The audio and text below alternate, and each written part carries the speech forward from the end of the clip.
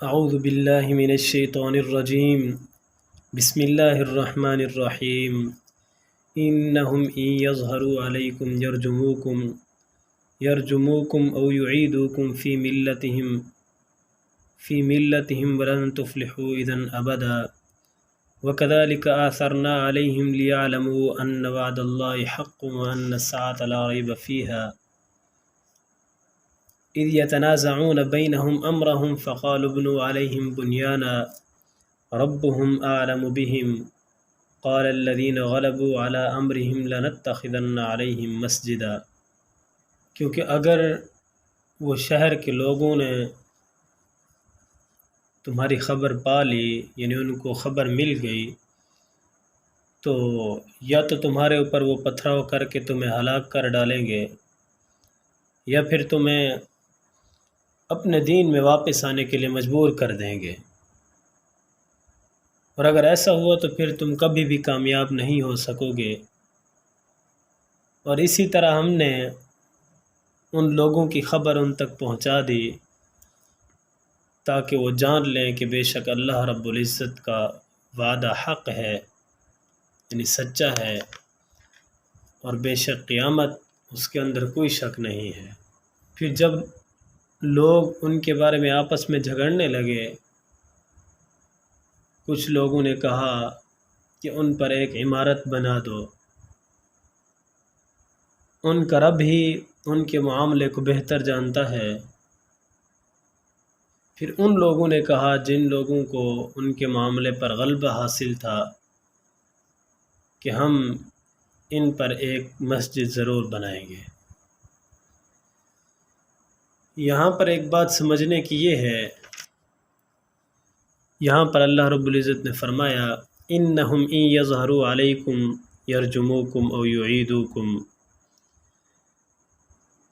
اصل میں یہ مسئلہ تھا کہ اس وقت کا یہ قانون تھا، اس وقت کا جو بادشاہ تھا اس کا یہی قانون تھا کہ جب کوئی آدمی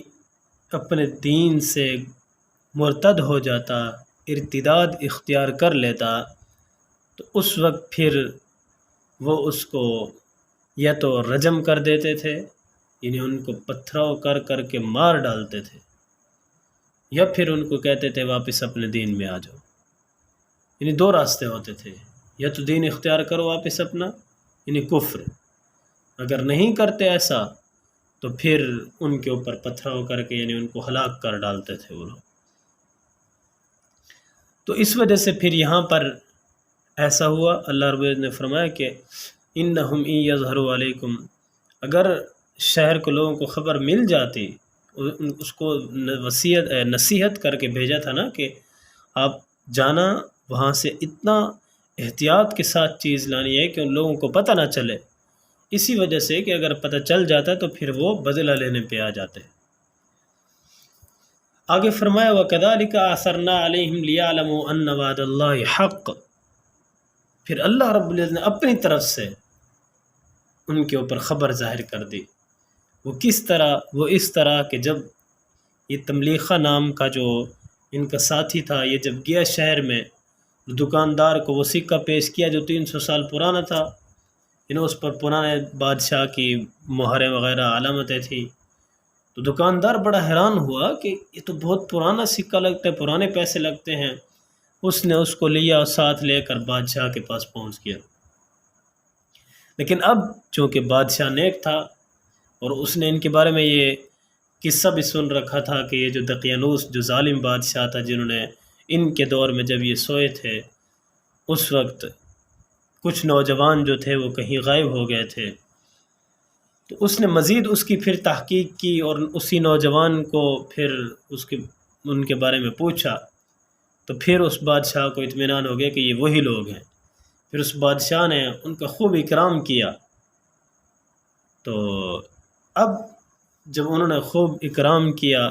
تو اس نے پھر جا کر اپنے ساتھیوں کو بتایا کہ یہ وہ والا بادشاہ نہیں ہے، بادشاہ تبدیل ہو چکا ہے، لہٰذا آپ لوگ باہر آؤ، بادشاہ آپ کے باہر انتظار میں کھڑا ہے۔ یہ واقعہ پہلے بھی عرض کر چکا ہوں۔ تو یہاں پر جو بات ہے وہ یہی ہے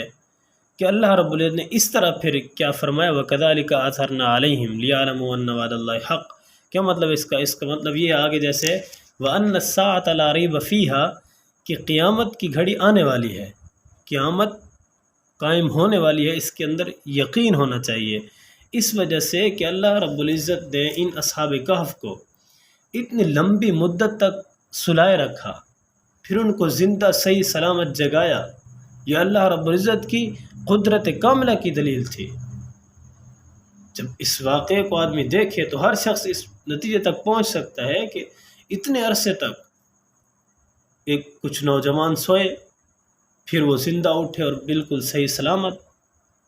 جب اللہ رب العزت اس بات پر قادر ہے کہ اتنے عرصے تک لوگوں کو سلایا، پھر ان کو اٹھایا اور وہ صحیح سلامت تھے، تو اس بات پر بھی قادر ہے کہ اللہ رب العزت تمام انسانوں کو مرنے کے بعد دوبارہ زندہ کر دے گا۔ اور بعض روایت میں یہ بات بھی آتی ہے کہ اس وقت کا جو بادشاہ تھا،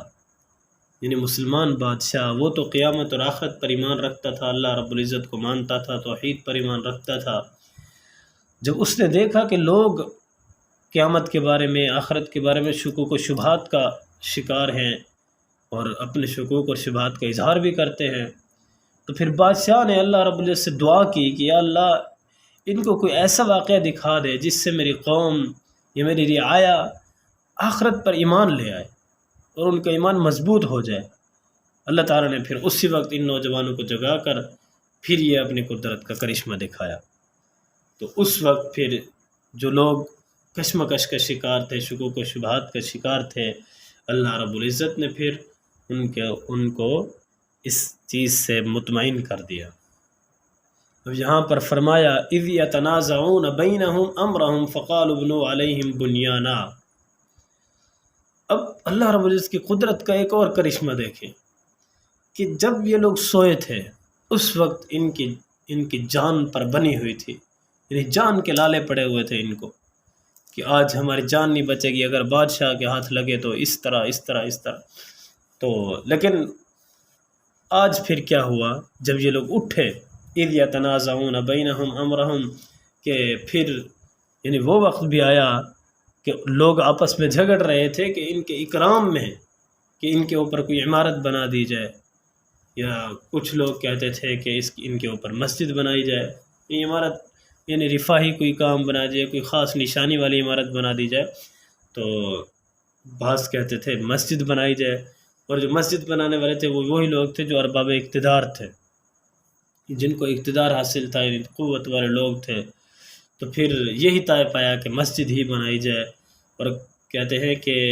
جو آج کل کے محققین تاریخ دان ہیں، انہوں نے لکھا ہے کہ عمان کے اندر جو غار دریافت ہوا ہے، یہ اصحاب کہف کے بارے میں جو آج کل مشہور ہے عمان کے اندر، تو اس کے اندر جو غار دریافت ہوا ہے اس کے غار کے منہ پر ایک مسجد بھی بنی ہوئی ہے۔ تو یعنی اس کو جب غار کی کھدائی کی گئی تو اندر سے وہ مسجد بھی نکلی۔ اب یہاں پر ایک بات ضروری سمجھے، اب بعض لوگ یہ کہتے ہیں کہ اس سے لَنَتَّخِذَنَّ عَلَيْهِمْ مَسْجِدًا، یہاں سے بعض لوگ یہ کہتے ہیں کہ درباروں پر سجدے کرنا ٹھیک ہے۔ اس وجہ سے آج کل دیکھیں آپ زیادہ دور نہ جائیں، یہی ملتان چلے جائیں، وہاں پر جا کر دیکھیں درباروں پر سجدے ہو رہے ہیں، قسم قسم کی عجیب عجیب خرافات ہیں۔ تو اللہ معاف کرے، وہاں پر عورتیں سروں کے اوپر تیل لگا رہی ہوتی ہیں، پتہ نہیں کیا کیا کر رہی ہوتی ہیں، بہت ساری خرافات ہیں، اللہ تعالیٰ ہماری حفاظت فرمائے۔ تو وہاں پر لوگ سجدے بھی کر رہے ہوتے ہیں،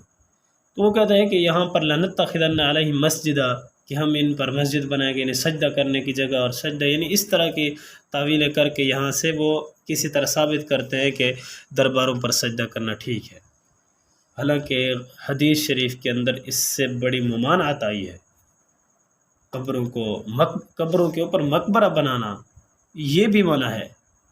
اور اسی طرح کیا ہوتا ہے پھر قبروں کو عبادت گاہ بنا لینا، یہ بھی ٹھیک نہیں ہے۔ حضور علیہ الصلوۃ والسلام نے اس عمل سے منع فرمایا ہے، اس وجہ سے اس سے احتیاط کرنی چاہیے۔ یہاں پر جو مسجد مراد ہے وہ یہی ہے کہ تھوڑا سا الگ غار کے حصے پر یا کسی اور جگہ پر نشانی کے طور پر، کیونکہ موحدین تھے، اللہ رب العزت کی عبادت کرتے تھے، اس وجہ سے وہاں پر مسجد بنائی جائے۔ تو اللہ رب العزت سے دعا ہے کہ اللہ رب العزت ہمیں کفر و شرک اور بدعات اور رسومات اور قبروں کو مقبرے بنانے اور اسی طرح قبروں کو سجدہ گاہ بنانے سے ہماری حفاظت فرمائے۔ وآخر دعوانا الحمد للہ رب العالمین۔